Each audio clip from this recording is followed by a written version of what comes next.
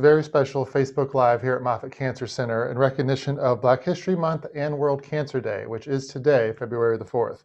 My name is Steve Blanchard. I am a member of the public relations team here at Moffitt Cancer Center, and I'm really thrilled to welcome my two guests today. We have Dr. Brandon Blue, who is an assistant member in our Department of Malignant Hematology, and Dr. Tiffany Carson, who's an associate member in Moffitt's Department of Health Outcomes and Behavior. Both are here to talk about disparities in healthcare, how to identify them, and how we as an institution and as the public can help overcome them. We're also going to discuss the significance of the theme of World Cancer Day today for 2022, which is Close the Care Gap, which fits right into the theme we're talking about today. Thank you both so much for being here. Before we dive into our discussion, just a couple of things to keep in mind for those of you who are tuning in and watching us on Facebook. Please submit your questions to our experts in the comment sections below this video. We'll get to as many of those as we can in real time and share those with our experts. And also remember that we cannot offer any kind of diagnosis over Facebook and that all of your comments are public. So anybody, whether they're watching the video now or later, will be able to see them. So again, thank you everybody for joining us, and thank you to both of my experts for being here. To start off, we hear the word disparities an awful lot. So Dr. Carson, I want to start with you. What are disparities exactly, and who do they tend to affect, whether it's in healthcare or in general? Steve, thank you for the question. So the word disparity in and of itself simply means a difference, a noticeable or significant difference. And when we talk about disparities in healthcare, we usually are referring to a disproportionate burden of sickness, illness, or death experienced by a particular group compared to another group. So we often see disparities based on race or ethnicity. We see disparities by sex or gender. We see disparities by socioeconomic status. For example, we're talking about World Cancer Day today. We know that there are a lot of disparities observed when we compare African American or Black Americans to white Americans in the incidence and mortalities associated with cancer, and there's just a higher cancer burden there. So our goal is really to reduce those disparities by improving health for everyone. It's not just about, necessarily closing the gap, because if people who are doing well start doing worse, there wouldn't be a disparity there, but that's not our goal. Our goal is really to improve the health of everyone. And health equity is a word that's used a lot to try to, balance that. Dr. Blue, can you expand a little bit on these disparities? Basically, cultural, how you brought up things at home. I know you and I have talked about that before. Yeah, so I think that's always the big question, right? Like, is this a nature versus nurture issue? Is there certain inherent about certain communities that's passed down in their DNA that makes them unfortunately more at risk for certain cancers? That's one thing we're trying to understand and figure out. That's actually a big field of research, actually something that we do here at Moffitt Cancer Center. Also, there's other things that are patterns or what they call cultural things that happen within certain groups that are just like DNA, also passed down, through various traditions and just what we call cultural norms. And so we're trying to figure out, is it nature versus nurture? I'll give you an example. In some communities, it's very frowned upon to actually even say the word cancer. And so they may have the cancer, and we as the doctors may be treating them, but no one in their family will ever find out, just because that's a frowned upon thing in that culture. And so, as we know, as cancer doctors, some of these cancers are actually passed down through families. And so if you find out about it at an earlier age, sometimes it can actually be preventable. And so at that point, it just becomes a very critical question that we're still trying to figure out, and there's much more research that needs to be done. So just know that we're trying to figure out, is it the chicken or the egg, nature versus nurture? That's always the balance. Right, which is why this research is always ongoing, it feels like. I feel like we're making strides, but we still have a long way to go. You talked about specific cancers. Can you give some examples, Dr. Blue, of some of the cancers that seem to disproportionately affect the Black community? So unfortunately, that list is very long. So actually, for most cancers, unfortunately, African Americans seem to be doing worse. You know, if you take the big cancers that are always talked about, such as breast, for example, African Americans tend to have a worse prognosis. If you take prostate, for example, not only do we also have a worse prognosis, we typically get diagnosed at a younger age. You take colon cancer, for example, they actually recently updated the colon cancer guidelines because unfortunately, a lot of African Americans were actually getting colon cancer younger than the age of 50, which was the whole start of screening. So if you take some of the big cancers that people have heard about, unfortunately, African Americans do worse. In my field, I take care of a lot of blood cancers. So unfortunately, even in these blood cancers, things such as multiple myeloma, lymphoma, and leukemia, unfortunately, we see that same pattern that unfortunately African Americans do seem to have a worse prognosis, meaning that like if you compare them same age, same disease stage, unfortunately, they live a shorter lifespan compared to someone from a different ethnic background. And so we're really trying to erase that and make things better for that group of people. So I wish it was only one that we could kind of focus on, but unfortunately, there's so many different. That's why, unfortunately, some of our efforts are in multiple different cancer states. And of course, reminding to those who are watching, if you have any questions for our experts, please drop them in the comments box. I'll do my best to get to all of them. Dr. Carson, I wanted to shift a little bit over to you, kind of piggybacking on what Dr. Blue was just saying. Different environments, different cultural practices, all those weigh in. I know you've done some research like in the community space. Can you expand a little bit on about what he was sharing about what those differences look like in these different areas? Absolutely. So a lot of the work that I've done is focused on this concept of cultural norms that Dr. Blue mentioned. And we can have, the best thoughts about prevention or intervention or treatment, but if they don't align with an individual's beliefs or their cultural norms or what's acceptable to them, then it's really difficult to get people to adopt those practices. And so a lot of the work that I've done has been to try to understand those cultural norms, environmental contributors, social contributors to individual behavior that's linked to risk for cancer or decisions about how to engage in cancer care treatment after diagnosis. It's some of the things that we look at are some of our daily sort of lifestyle behaviors, diet, physical activity, smoking, things of that nature that just, unfortunately, the patterns are different across racial and ethnic groups. And the reasons for that are numerous. Some of it is cultural, some of it is socioeconomic, some of it is just access to healthier foods and spaces to be physically active. So it really is a sort of a multifactorial sort of model that we are trying to understand. It's complicated, it's complex. And, as Dr. Blue alluded to, it's just, we've made some strides, but it's a lot of research that's really needed to understand that intersection between what's behavior and what's biology. Tiffany brought up a good point. One thing that I think is so important for people to understand is that your healthcare travels beyond what happens in the doctor's office. So they basically did a lot of research and studies on this. It's what they call social determinants of health. So it may be things that you might not even think about, such as education level. Did you graduate high school? Unfortunately, predicts how long you're going to live in life, right? Mm-hmm. How do you have access to clean water? Do you have access to clean air, or are you in a place that's full of pollution? There's these things in the city, what they call food deserts, meaning that like your ability to get fresh fruits, fresh vegetables is impaired based off of where you live. And so with those things being so intricately intertwined in your day-to-day routine, they unfortunately also play a factor not only in your health but also your cancer health, because we know that a lot of things regarding cancer care unfortunately is related to some of these factors. So it's so intertwined and it's so complex that it's not just one thing. I just wanted to bring that up. And I'm glad you did. And I know that in conversations we've had before with both of you and with some of our other experts that I've had, is that there is a trust issue a lot of times between the healthcare world and the African American and Black community. Dr. Carson, I know that a lot of your research, you go directly to those communities to talk about these things. Have you encountered that trust issue, and how do you handle that? Yeah, it's a really great question, and one that should not be negated.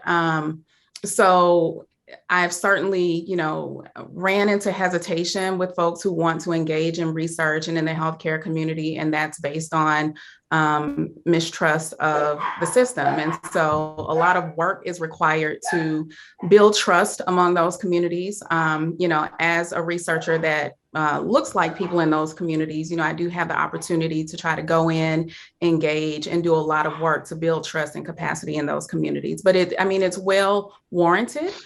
We do know that there are some things that were done historically that were atrocious. One of the things that we hear about very often in communities is the Tuskegee syphilis study. And, as horrible as the study itself was, there are also even a lot of misinformation and misconceptions about what actually even happened in the Tuskegee study. So it was already bad enough. And then, there are a lot of misinformation being circulated about it still. And so, even all of these decades later, that still is a huge barrier to engaging African Americans in research, unfortunately. Tiffany, one thing that I always tell people that I think is super important is I think a lot of times when we have these kind of discussions, we say, hey, we want the patients to trust us. But I always try to flip it and kind of look ourselves in the mirror. Us as healthcare professionals, we need to be the ones who say, hey, we want you to trust us. Please trust us. You know what I mean? As opposed to putting it all on the patients and say, because we have to think about ourselves. You're going back to Tuskegee, but some of these things have happened recently. Serena Williams almost died in the hospital giving childbirth, right? There's so many examples of things that are happening to people who go to the emergency room, complain about pain. They give them some Tylenol and tell them send them home. And unfortunately, we as the cancer doctors find out weeks or months later, they actually had some rip roaring cancer, and so people tell us these stories every day. And so I think a lot of people are still feeling that hurt and that pain. And they say, well, I wasn't in Tuskegee, but I was in the emergency room last week and I still felt that same problem. And so I think we have to recognize as an institution that, hey, we are here for the people, and that's our main goal, is to help the people. And we want people to trust us because we have an inherent responsibility to be there for people who are in need. So I just wanted to make sure that that it is on the patients to trust us, but we also have to be open with an open arm and open hand to let people know that, hey, we're here to help. Absolutely. And Dr. Blue, to follow up on something that Dr. Carson said, when I asked her the last question, she talked about, people responding because I look like them. She looks like the community. I was wondering if you could expand on that from the clinical side. I mean, here you are on campus seeing these patients. How does that affect what you do and you interact with patients? Do you see that trust rise a little bit if you work with somebody who's from the Black community? Of course, man. Of course. I think, honestly, people kind of give a sigh of relief sometimes when I walk into the room and people are confused. They don't really understand. And really, it's more so from a communication standpoint. There's certain cultural I don't want to use the word secrets, but things that are a part of the culture that I can definitely be in tune to kind of understand where this person is coming from and to kind of make sure that, number one, cancer is scary for everybody. I don't care who you are or where you're from. So you want to make sure that you're not having some extra layer, some extra barrier to having somebody who just doesn't understand you, or even worse, you don't understand the doctor. So imagine somebody telling you maybe one of your worst nightmares, hey, I have cancer. And then someone comes in and tells you things and you have no idea what's the plan, what even kind of cancer you have, and you just don't know what's going on. And so it takes a scary situation and makes it even scarier. And so sometimes I walk in and I say, hello, I'm Dr. Blue. And they say, oh, are you my cancer doctor? And people say, and as soon as I say yes, you kind of see this weight lifted off of people's shoulders. And they say, all right, this is what's going to happen. And they actually kind of resonate with that, so much so that they leave that room understanding what's happening. And really, the most important thing that really can kind of affect how people do may not be the medicines that I prescribe, but it's the relationship that I develop with them to make sure that they're able to kind of get a good outcome. And thank you so much for sharing that, because you're right. As much as I think a lot of us want to look at the world through rose-colored glasses and say, oh, everybody's going to be fine with everybody, there is that cultural connection, regardless of your background, that you have with people. I know that a challenge, especially in the African American community, is recruitment for clinical trials. And this is for both of you. And before we started, I warned you there's going to be some questions that I don't know who to go to first, and this is one of them. But recruiting for clinical trials is so important in order to find the right pathways towards a better healthy lifestyle or a cure or a treatment. Why is it so difficult to find folks from the Black community to participate in clinical trials, and why is it important to have that representation? And that's to either one of you, whoever wants to take that first. Well, I'm a Southern gentleman, so I'll say ladies first. Go ahead, Tiffany. Okay, Dr. Carson. All right. Well, so I think there are a lot of things going on. I think a big part of it, again, is distrust and mistrust and lack of trust. And we talked a little bit about what has to happen to build trust in those communities, and it has to be an intentional effort. It's very important that we engage African-American communities and underrepresented communities in general in research. Number one, because, oftentimes these are the communities that are most affected by the disease that's in question. And so in order to understand the right approaches for prevention, treatment, cure, we need those people involved in the trial so that we can know what it takes to get us where we're trying to go. I think the other thing that is problematic is that oftentimes investigators do not engage those communities. And so I was a part of a really interesting study looking at how to get African Americans and Hispanics more involved in biospecimen research. And what we found from just some work that we did was that these communities were willing to participate. They just said they just were not asked. And, that's in the community setting, that's in the clinical setting. And, the reasons for this still are not totally clear, but that falls on us as researchers, as investigators, as healthcare providers, to be intentional about engaging a diverse representation of our population.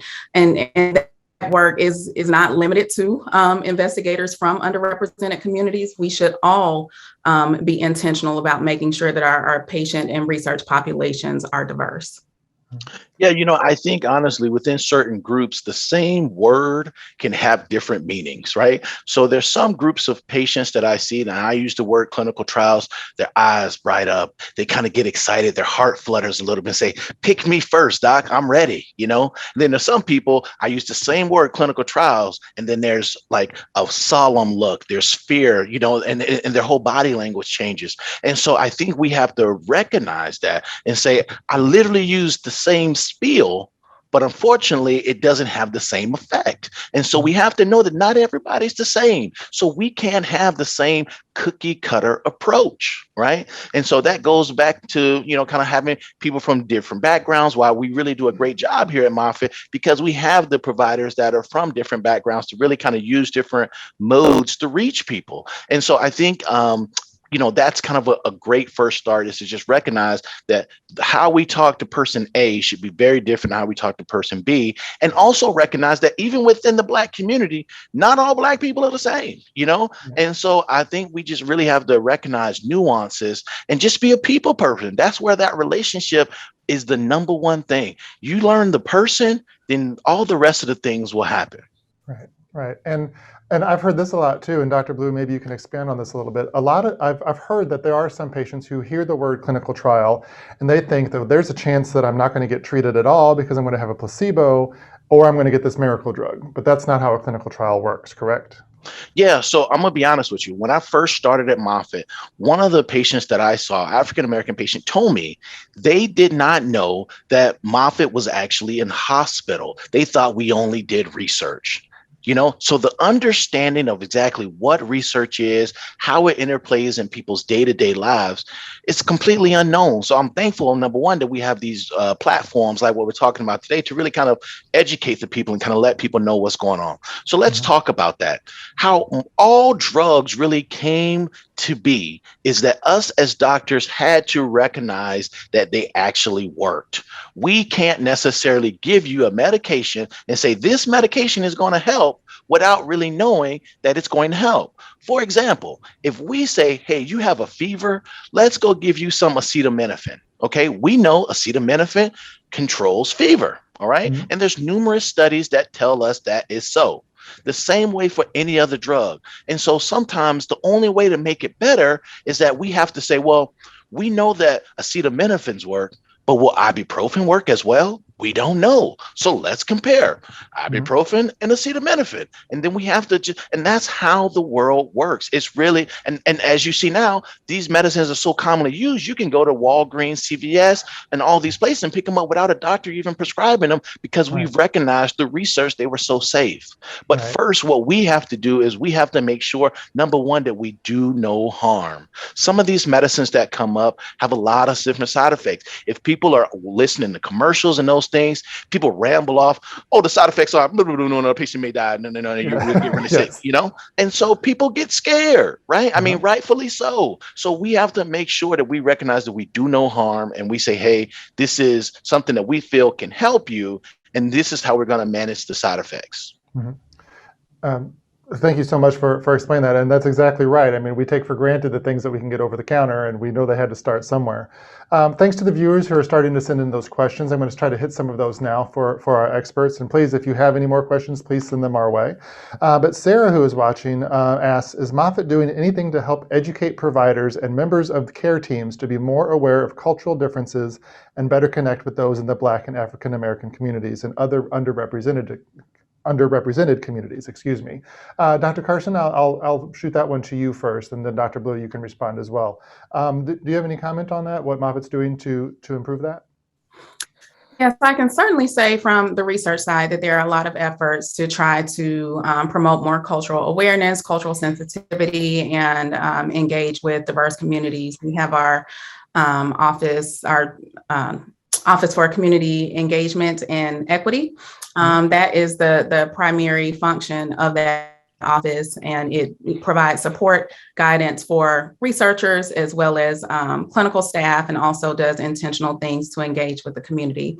There also are a number of faculty members who have done a lot of work in this area to promote health equity, health literacy, build relationships with community partners to try to educate, disseminate, provide access to screening, and increase access to care. So it's definitely on Moffitt's radar, something that Moffitt is highly committed to.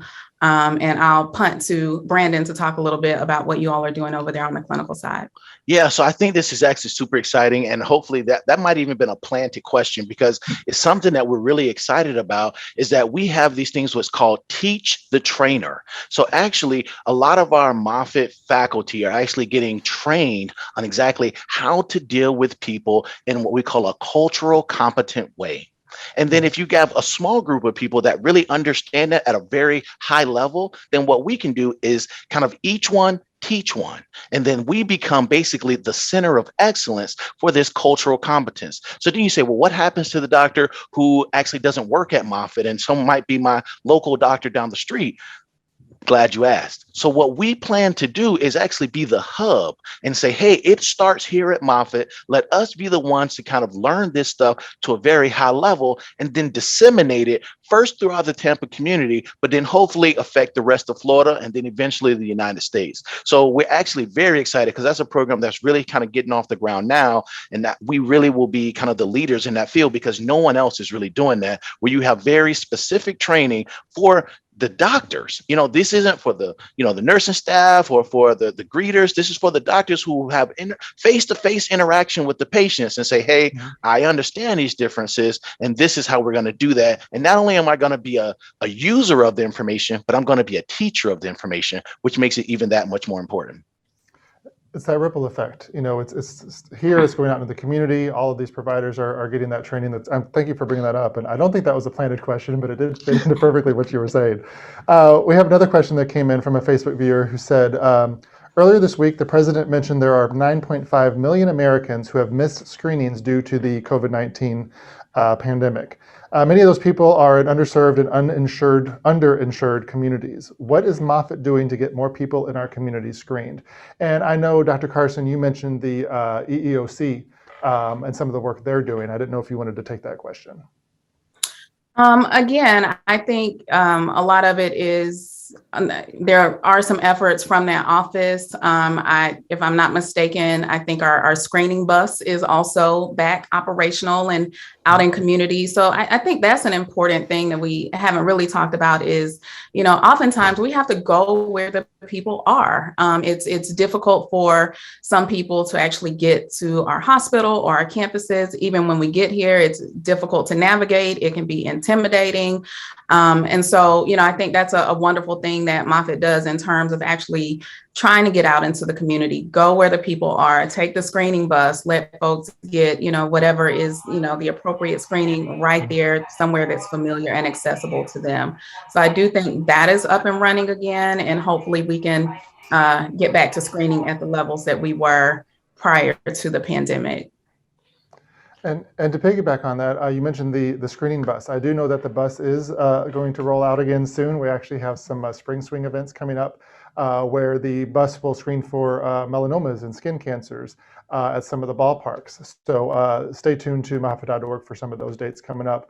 I do know that the pandemic had put a halt on a lot of those things, but we are slowly getting back out there as well. Dr. Blue, is there anything else you wanted to add on that note before I go to our next question? Yeah, so I think it's really important for people to understand this, okay? We are Moffitt Cancer Center, but we really don't like cancer. What we like to do is actually prevent cancer. All right. And so what we're trying to do is actually catch people where they may have these subtle little signs to say cancer might be on its way, and let's stop it there before it becomes what we call metastatic or widespread. So what we're doing is actually creating these what they call precursor clinics and really trying to identify people when there's just a little what they call crack in the door before the door swings all the way open. And so that's one thing that we're really excited about as well.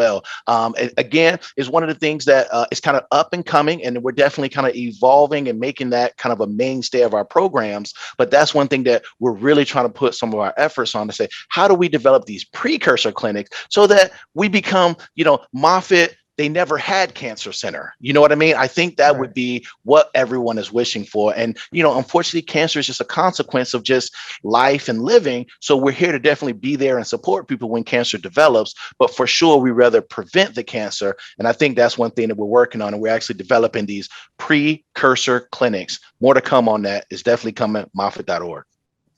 Excellent. Thank you, Dr. Blue. And this one is also directed to you, Dr. Blue, because this has to do with multiple myeloma. Viewer Kim asks or says, Black people may be more susceptible to certain types of cancer, such as multiple myeloma. Can you talk a little bit about research that Moffitt may be doing from a prevention or early detection standpoint for that population? Man, I love these questions. Keep them coming. So actually, it's funny because we actually developed a new study that we partnered with the Dana-Farber Cancer Center at Harvard.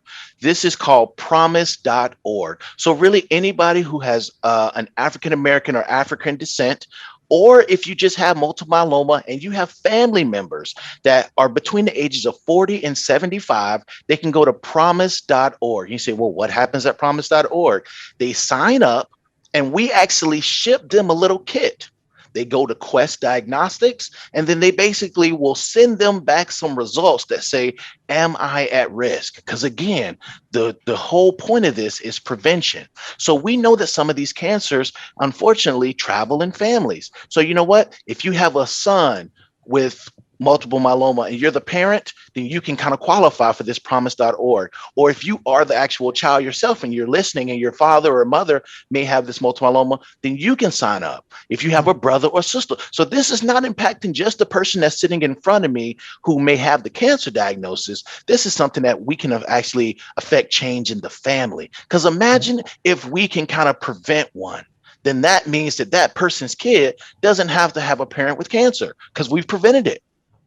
Or we have at the very least picked it up at an early point, because unfortunately multiple myeloma can affect the kidneys. People have to end up on what they call dialysis, which is a whole process where they, kind of filter your kidneys.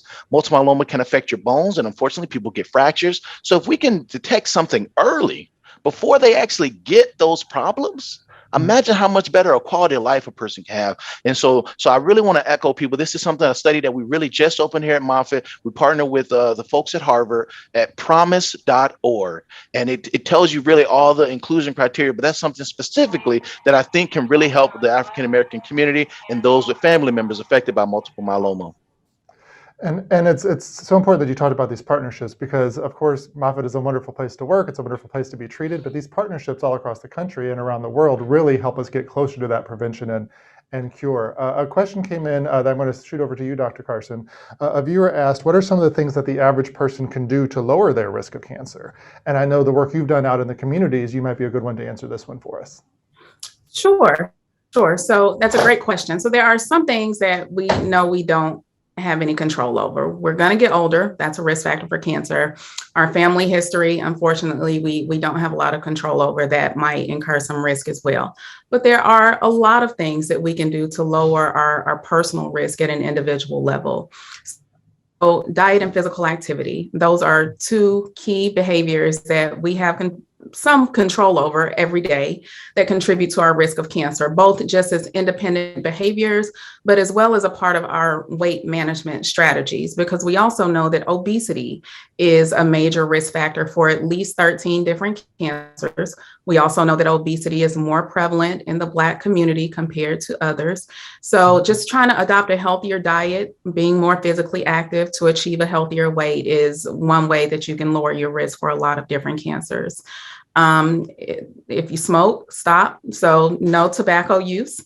Tobacco cessation is one of our key strategies for prevention of primarily lung cancer, but other cancers as well. As Brandon mentioned before, screening is very important. So we want to catch things early. Oftentimes, for example, with colorectal cancer screening, if we can catch it as a polyp before it actually becomes a cancer, this is a cancer that we can cure before it even becomes a problem. Here in Florida, the Sunshine State, we love it. We love being outside, but that increases risk for skin cancer. People often think that that's not a problem for the Black community. However, Black individuals can get skin cancer. And so we need to think about our UV exposure, limit UV exposure, or at least protect yourself using proper sunscreen. So just, think about the things that we know are risk factors for different types of cancers, and then think about how you can make tweaks in your day-to-day activities to reduce that risk. I think that's important too, because if what I always tell people that's important is because if you were to unfortunately get cancer, the better shape you are when you get that diagnosis and you come see me, I have to make decisions about what type of treatment to offer you. And as you can imagine, not all 60-year-olds are the same. There's some people who have lived 60 years and have really, unfortunately, had a lot of issues and problems with their lifestyle choices and changes that unfortunately make them not compatible for certain treatment because, again, I think it might be too harsh for them. There's some people who, even at 50, have really made certain decisions, unfortunately, that just make them not eligible for some of the latest and greatest treatment because, unfortunately, their body just won't be able to handle it. So like Tiffany was saying, the best shape that you can be in is definitely going to help you, hopefully help you prevent it. But even if it doesn't, and you end up having to come see me and having to come see us and talk about chemotherapy, the better shape you're in does help you in the long run. And thank you for pointing that out. You're exactly right. Age is just a number. It depends on how we got there and the path we took to get there. Shifting gears a little bit, we are 2.5 years into this pandemic that will hopefully at one point end and we'll all be able to be in the same room again. But a lot of people have shifted to telehealth. They're doing exactly what we're doing here through different Zoom calls or different platforms. I'm curious, does technology help or hurt the disparity issue when it comes to health and cancer treatment? And I'm not sure who would answer this question because I've heard both. I've heard it makes it more convenient, but I also heard it makes it more challenging because not everybody has technology. I'm interested in both of your takes on that. Dr. Carson, we'll start with you. I'll go first. Yeah. And so I think you've hit the nail on the head already. It's the answer is still sort of out. The results are still sort of out. In theory, telehealth should help to address some of those disparities in terms of access to care, because, individuals can hopefully, jump on a telehealth call, get treatment or care from their provider, from, some location where they otherwise might not be able to access us. So in terms of that, there's certainly potential, but we have to face the reality that there is still somewhat of a digital divide, although that's not as stark as it used to be. So Pew data does show that, at least 90% or more of households or individuals from underrepresented groups have smartphones. And so, whereas everyone may not be able to jump on a computer or have the best Wi-Fi access, even just being able to jump on that smartphone and do some sort of telehealth or video conference with a physician should provide greater access. So I think the potential is certainly there. I do think that there's some work that has to be done to continue to increase our infrastructure and make sure, everyone has access to proper Wi-Fi or cellular coverage. And then there's just also sort of the issue related to just sort of tech knowledge. And, that varies across populations. That's probably more of an age-associated disparity, unfortunately, but that's also something that we have to think about. So I think telehealth certainly opens the door to what we can do and has great potential, but we certainly have to be intentional about making sure that certain groups are not left behind. Dr. Blue, anything to add? Yeah, I think Tiffany, I think made a very important distinction, I think, here. I think previously when we've been talking about disparities, a lot of things have been focused on race. I think when it comes to this, what we call digital divide, I think most of it is based off of age. So unfortunately, we live here in Florida, or fortunately, unfortunately, I don't know how you see it, but we have a lot of retirement age folks here, or people who just, they grew up reading the newspaper, okay, and they still look to that as a source for their information. We have probably the longest lines of any post office or any banks, of any state, because people just don't use those things anymore, especially when you look at certain generations such as, Gen X or millennials or the younger age groups, everything's digital. And that's a very comfortable thing for them because they grew up doing that. And that's why I made that kind of delineation. There's some people who we come see who were born before televisions were around and they were listening to old radios, and so imagine that's how they grew up. And now you're talking about there's, a bank on your phone. You don't have to go into, you can talk to your doctor. You don't have to go. What do you mean? My doctor doesn't want to see me? I'm confused, Right.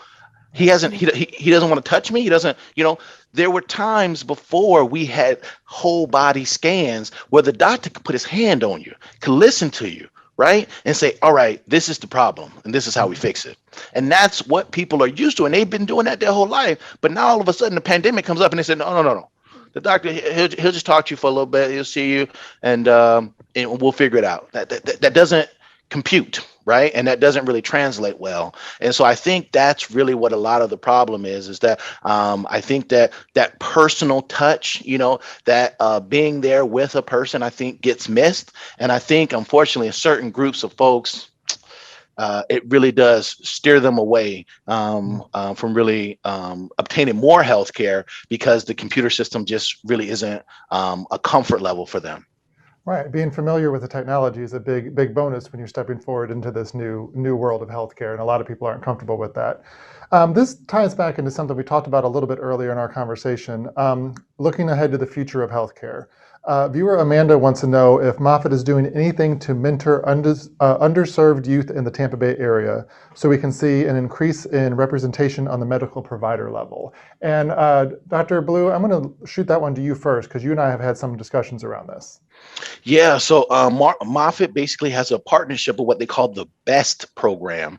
And so what we do is we take African Americans throughout the summertime and kind of mentor them in a way to kind of really help them be the next, nurses, doctors, researchers, really anything in the health field. The problem is that we need more of everything. So, me, I'm a little biased. I wish people grew up to be doctors, but, we need more nurses, we need more of everything, and so lab technicians, we need more of everything in the healthcare field. And so what we do is we take these young minds and we basically show them that, hey, there are doctors that look like you can do it. There's nurses that look like you can do it. Research isn't a scary thing.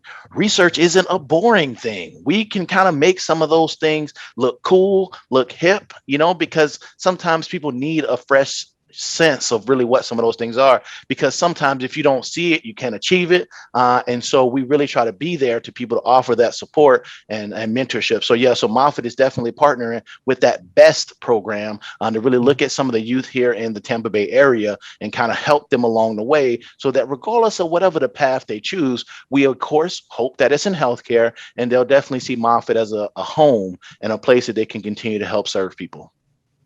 Great. Dr. Carson, anything to add? I think BEST is a great program. First of all, I'm a little bit familiar with it, but to even add on, there are a few different mentoring programs that are available on the more research focused side of the house as well. So we can run through all the acronyms, or I can just sort of summarize and say that there are opportunities available for underrepresented individuals to engage with Moffitt researchers, starting at the high school level on through undergrad, graduate school, and beyond. So we would be happy to have enthusiastic folks join us for that.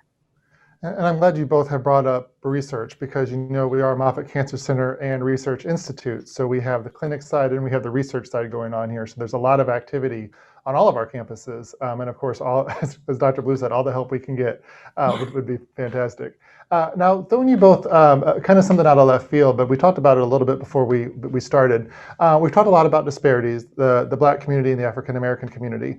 What can folks like myself, who are not a member of those communities, do to assist in the disparities realm? What can we do to step forward to make sure that the disparities are lessened, or what we can do to help? And Dr. Carson, I'll start with you on that one. Any tips or suggestions? Oh, I've got a lot. Good, I knew you would. Yeah, I've had some time to think about this, really just over the past couple of years, where racial and social justice have become more of a priority for folks. And, we have a diverse group of people who want to try to move this effort forward. And so, my first piece of advice is always to just become educated on how we got here and where we are now. So that includes some self-reflection, that includes some, doing readings or understanding some of the historical context of this. That also includes listening to individuals who are suffering from these disparities and understanding their perspectives as well. I also encourage people to use your voice to advocate for underrepresented people in spaces where their voice may not be present or their voice may not be respected. I also encourage folks to use their platform or their privilege to amplify voices of individuals from those communities as well. And then I think from very pragmatic levels, you can vote for individuals and vote for policies that will lead towards greater health equity for all. I think that you can also support with your money. So, if you have the means to do so, then certainly donate to organizations or groups that are put into place to help achieve health equity. So I'll stop there. But like I said, I have a list. And Dr. Blue, I'll let you pick up the list from there. Anything you want to add? Yeah, I think the biggest thing that we all can do is to not isolate each other, meaning that we're talking a lot about issues that are happening in the Black community, but don't have this be a Black people problem. Don't have, whatever issues are happening in the Hispanic community, don't have that be a Hispanic people problem. I think that we all need to recognize that we're all here sharing the same earth. We're sharing the same ground. We're on the same concrete here in Florida, and I think that if we work together and kind of figure out that, oh yeah, I'm really sorry that community is having that problem. Hopefully they figure it out. That's not really the way to do it. It's to say, hey, we need to do this together. And how do we do that? So I think Tiffany brought up some great points. I think that one of the most important things that we can do is emphasize health policy. You say, well, what the heck is health policy? There's certain decisions that are made up top that affect what happens to people down below, and the things trickle down. And I think that's one of the most important things that we can do, that everybody can do, is understand health policy. Like when you go in those little voting booths and you kind of read, should you, vote yes or no on some of those policies, understand how those policies affect people who don't look like you. Okay. And I think that would be super important. And that would go so far if everyone just took a step back and says, look, I actually could benefit from this, but what about other people? What about some people who don't look like me? Is this hurting them? Right. And if that's the case, I think then really, if you have a heart for change, you have a heart for other people, a heart for helping people, then I think you might reconsider. So I think that those would be my important points that I wanted to bring home. Well, it's amazing how fast an hour can go by when you have a great discussion like this, but we do need to start wrapping things up. I want to give you both a chance to offer some final thoughts. Again, it is Black History Month. We are in the month of February. It's also World Cancer Day. And of course, our entire conversation has been about disparities directly affecting the African American and Black community. So Dr. Carson, any final thoughts for us before we say goodbye today? Again, thank you for the opportunity. I love Brandon's point about how we are all here on this earth together. So if something affects one community, it eventually affects all of us. So let's, put our heads together, do what we can to be intentional to improve opportunities and outcomes for everyone. Thank you. And Dr. Blue, same question for you. Any parting thoughts? For sure. So I want everybody listening to really remember, if you don't remember anything, I know I like to talk a lot. Remember these 2 points, okay? Just 2.